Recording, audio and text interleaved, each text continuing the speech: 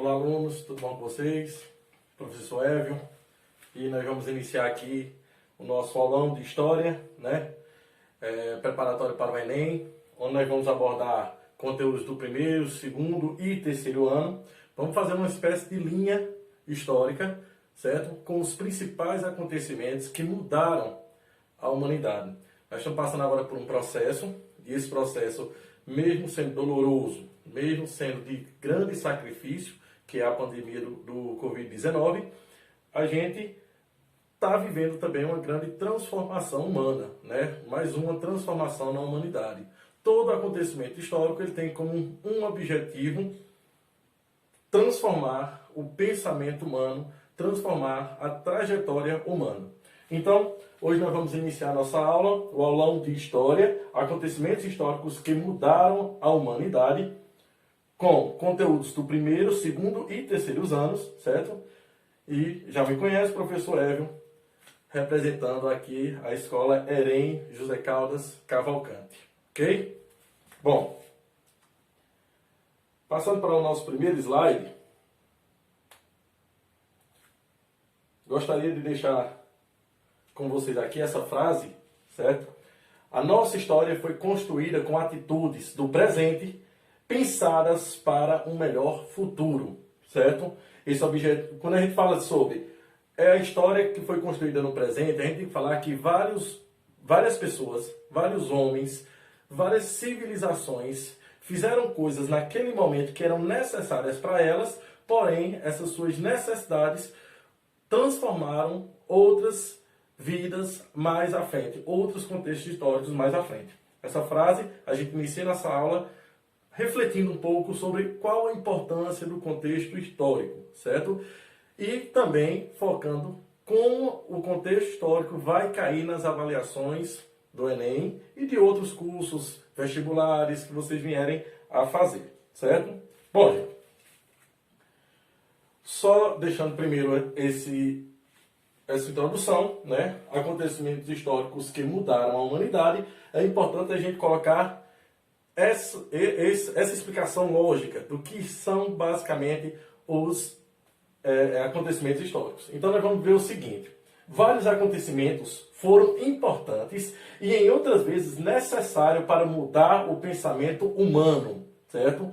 Alguns deles avançaram o desenvolvimento da humanidade, já outros atrasaram até impediram esse processo. O que quer dizer até esse ponto, minha gente? Isso quer dizer o seguinte, que vários acontecimentos históricos fizeram com que a humanidade desse um salto. E esse salto fizesse com que eles criassem, desenvolvessem e até mesmo se transformassem em uma outra humanidade, em um outro pensamento humano. Porém, nós vamos ver que durante esse trajeto também tivemos vários acontecimentos históricos que até chegaram a impedir esse crescimento. Um dos exemplos nós vamos ter a queda de Roma. A civilização romana era uma das que mais cresciam em desenvolvimento intelectual, científico, certo? Técnicas agrícolas e criações.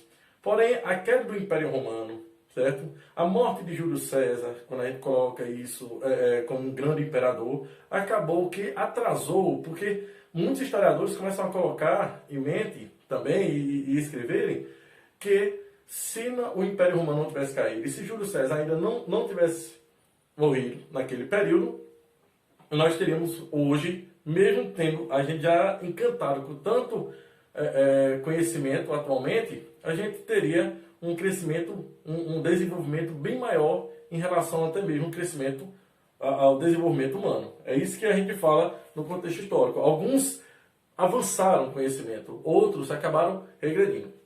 É importante todo mundo lembrar que isso não passa de teorias, certo? Porém, essas teorias, elas cabem no contexto histórico, porque, como todos sabem, desde daquele conteúdozinho lá do primeiro ano, a história nunca tem sua razão. Ela é baseada em teorias. E ela, basicamente, é contada e ela pode ser interpretada por quem conta a história.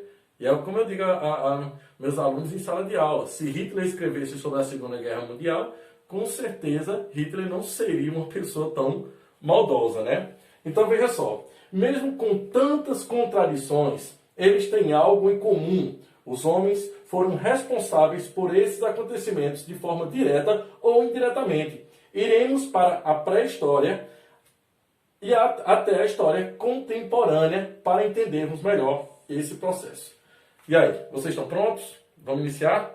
Vamos pegar todos os acontecimentos históricos, desde a pré-história até os dias atuais, certo?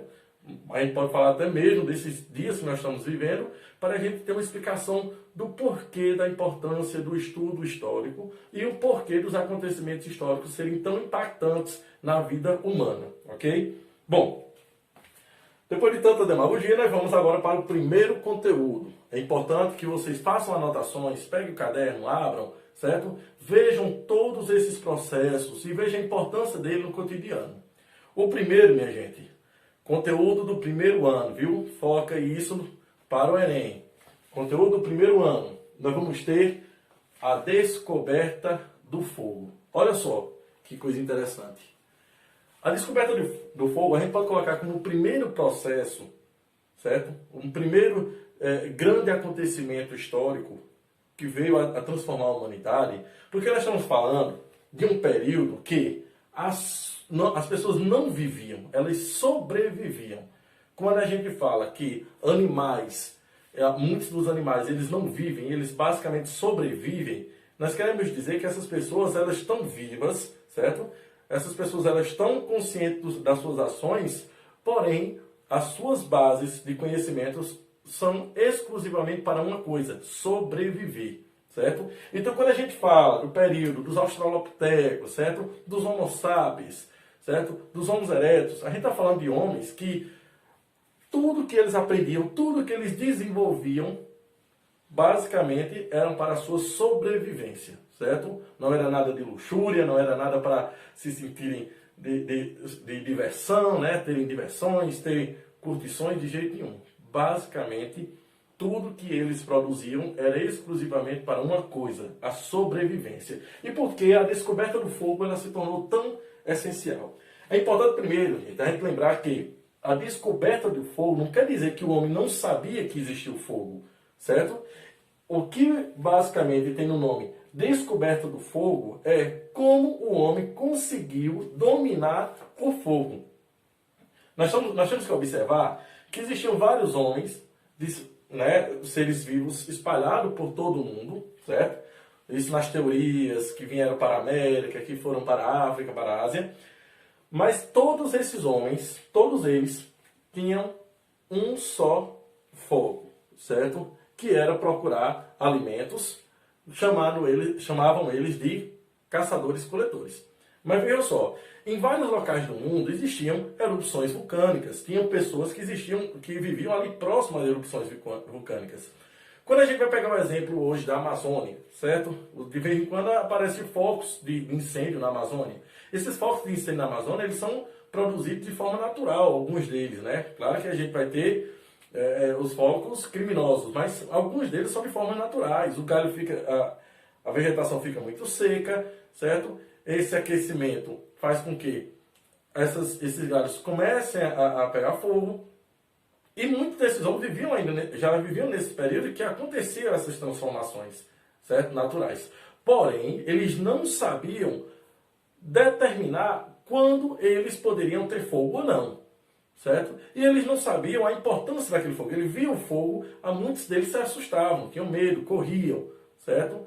Quando uma erupção vulcânica, até hoje o pessoal corre, imagine eles. Então, quando a gente fala da descoberta do fogo, foi quando o homem descobriu como se faz o fogo e qual a utilidade do fogo para ele. Então, quando a gente coloca isso, gente, olha só que importante essa descoberta.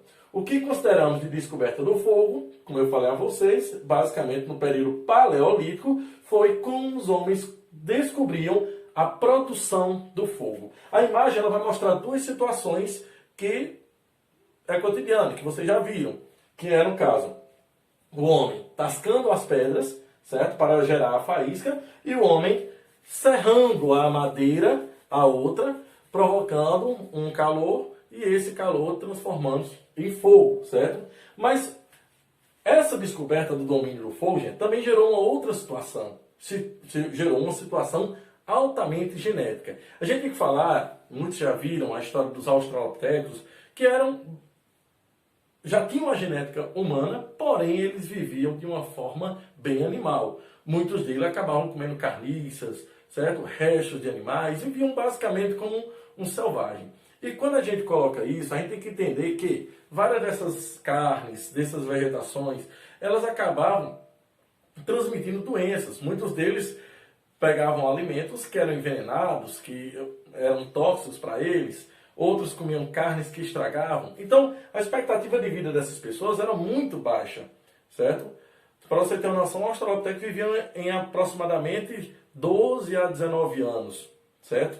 Então, quando vem a descoberta do fogo, quando eles começam o cozimento desses alimentos, a fritura desses alimentos, muitas dessas bactérias acabaram morrendo. Além disso, a carne, ela preparada para comer, gerou vários outros benefícios para o corpo dos homens, e esses homens começaram a ter uma maior perspectiva de vida, começaram a crescer, começaram a se desenvolver em anos de idade, certo? Então é o que a gente vai ver aqui. O domínio do fogo provocou profundas mudanças na vida dos grupos humanos, pois eram utilizados para aquecer os indivíduos que habitavam regiões geladas, assim como para cozinhar alimentos, iluminar a noite e espantar os animais. Nós temos que lembrar de várias coisas. Primeiro, as mudanças climáticas acabavam rapidamente matando esses homens, certo? Outra coisa que a gente coloca eram os ataques dos animais. Aí eles eram ser humano convivendo no mesmo ambiente com tigres dentro de sabre, certo? E outros felinos ou cobras que poderiam vir a matá-los. Então, tudo isso, o fogo trouxe vários benefícios que transformaram a mente dessas pessoas, transformaram o cotidiano dessas pessoas, e essa é a nossa primeira transformação histórica que mudou o sentido humano das pessoas, ok? Vamos agora para o nosso segundo conteúdo. E no nosso segundo conteúdo nós vamos ter a sedentarização do homem. É muito simples, gente. E uma coisa puxa a outra. A gente acabou de ver a descoberta do fogo e a gente vai ver que a descoberta do fogo desencadeou vários outros processos que geraram para o ser humano a chamada sedentarização do homem. E o que quer dizer a sedentarização do homem? O homem para de ser um caçador-coletor e se torna agora um homem sedentário. Um homem que planta, que cria, que colhe e que se alimenta de tudo que se faz e que não precisa mais estar nesse processo de caça e coleta, muitas vezes se tornando escassas e muitas vezes morrendo de fome ou até mesmo de longas caminhadas e mudando de ambiente, que um qual fez com que quase todos os seres humanos dessa época, várias outras raças humanas, acabassem vindo à extinção. Então veja só, qual a importância da sedentarização? É simples vocês entenderem isso. Primeiro, tem uma coisa em comum sobre todas as civilizações antigas que geraram a sedentarização. A primeira delas, todos eles se basearam em ter a sedentarização próximo a rios. Então, quando a gente vai pegar isso, gente, a gente vai ter a nossa primeira civilização sedentária, que são os mesopotâmicos, que pararam aonde? Ali, entre o rio Tigre e Eufrates. Depois nós vamos ter lá na Ásia, nós vamos ter os chineses, os mongóis. E os mongóis, eles param entre os rios Azul e os rios Amarelo, e o rio Amarelo. Depois nós vamos ter o Egito, que se desencadeou ali entre o rio Nilo, certo? Então a maioria dessas civilizações, elas se basearam em se sedentarizar próximos a rios. A água sempre é essencial, é importante, ok? Além disso, minha gente, a gente tem uma certa confusão. Alguns alunos perguntam, professor, mas eu li em um livro que os homens ficaram sedentários no período paleolítico. Aí outros dizem, não, professor, ele ficou no período neolítico. Olha só, a divisão desse período ela é constituída em 3. Porém, muitos livros só vêm caracterizando 2. O período paleolítico e o período neolítico, O primeiro período e o novo período. Porém, entre esses 2 períodos, nós vamos ter o período mesolítico. E que período é esse? É aquele período no qual o homem começa a sedentarização, porém eles não largam a caça e a coleta. Eles ainda veem que é insuficiente viverem ali sem ainda a caça e sem a coleta, certo? Então, quando eles fazem essa sedentarização, o período mesolítico queria dizer o seguinte, que eles faziam a sedentarização, porém, ao mesmo tempo, eles continuavam nômades, mudando, certo? Já o período neolítico, esses homens, eles param a coleta, achando, primeiro, muito perigoso se arriscar, né? E eles acabam mesmo parando em um determinado local e criando ali um povoado. Desse povoado foi criando as chamadas civilizações, ok? Então veja só, por que a sedentarização é importante? Hoje nós temos a nossa população e a nossa população é sedentária, certo? Nós vivemos em ambientes sedentários. Poucas tribos lá na África, na Ásia, poucas tribos indígenas aqui no Brasil ainda são nômades, né? Mas a nossa civilização, graças aos primeiros homens que pararam e se tornaram sedentários, hoje nós somos sedentários. Moramos na mesma casa, com o tempo vamos para outras, mas nós vivemos na mesma civilização, nos abastecemos de alimentos, né, já prontos, e tudo isso foi devido à primeira sedentarização humana. Então, a segunda grande transformação histórica para a transformação humana foi a chamada sedentarização do homem. Então, preste atenção. Uma das mais importantes conquistas na formação das primeiras civilizações humanas estabelece-se em um novo período da pré-história. Durante o período neolítico ou idade da pedra polida, ocorreram grandes transformações no clima e na vegetação. Foi um dos motivos também. A prática da caça e da coleta se tornaram opções cada vez mais difíceis. A agricultura e o consequente processo de sedentarização do homem se estabeleceram gradativamente. A estabilidade obtida por essas novas técnicas de domínio da natureza, dos animais, também possibilitou a formação de grandes aglomerados populacionais. E aí nós vamos pular da sedentarização para a nossa primeira grande civilização, que é a Mesopotâmia, certo? Que não é o assunto que a gente vai ver aqui agora, mas que em outras oportunidades a gente vai rever, ok? Então, segundo grande acontecimento histórico que marcou a trajetória humana foi a sua sedentarização, ok? Vamos para o nosso terceiro. E no nosso terceiro, claro, o surgimento da escrita. E por que o surgimento da escrita? Gente, nós temos que entender que naquele período não existia uma língua uniforme. Quer dizer, não existia uma língua de que todos falassem, certo? Então, qual era a maior dificuldade da interação entre um grupo e outro? Era justamente a comunicação, certo? E quando a gente fala do surgimento da escrita, nós estamos falando que nós estamos deixando a história teórica e nós estamos iniciando uma história escrita. É por isso que tem um processo chamado pré-história. E quando as pessoas dizem pré-história, não quer dizer que não existia história. Queria dizer que a história ela é contada de uma forma diferente, de uma forma teórica, através da teoria. Então preste atenção. A gente não viveu num período junto com os dinossauros. Então a gente não sabe o que os dinossauros faziam, a gente não sabe o que os dinossauros comiam, certo? Como se reproduziam, como morriam. Tudo que a gente sabe hoje sobre os dinossauros são através de fósseis, né? São através de matérias naturais dos animais, porém, tudo não passa de teoria. O que a gente fala hoje dos dinossauros, eles comiam isso. É o que a gente coloca como teoria e não como uma verdade absoluta. Já na pré-história, quando a gente fala da história, através do surgimento da escrita, a história ela começa a deixar registros escritos. E onde é que inicia isso? Muitas pessoas dizem, no período da escrita cuneiforme. Não. Nós podemos falar que as pinturas rupestres eram sim uma forma escrita, certo? Uma forma escrita. Por quê? Porque eles deixavam uma informação, eles deixavam um conhecimento, certo? E uma informação nítida do que estava acontecendo. Claro que algumas outras pinturas rupestres ainda não identificáveis, não sabem ainda como traduzi-las, mas outras deixam registros claros. Por exemplo, nessa pintura, se vocês puderem ver, a gente está relatando uma caça, né? Onde vários homens vão atrás de uma manada. Então tudo isso é uma forma de escrita. Porém, quando a gente vai falar do surgimento da escrita, essencialmente, a gente está falando da chamada escrita cuneiforme. Aquela escrita que surgiu lá na Mesopotâmia e depois foi se variando entre o Egito, entre a China, né, entre vários outros locais. O surgimento da escrita, minha gente, transformou, por quê? Porque as pessoas agora não faziam as coisas por acaso. As pessoas agora faziam as coisas e registravam essas coisas. E isso foi importante, certo?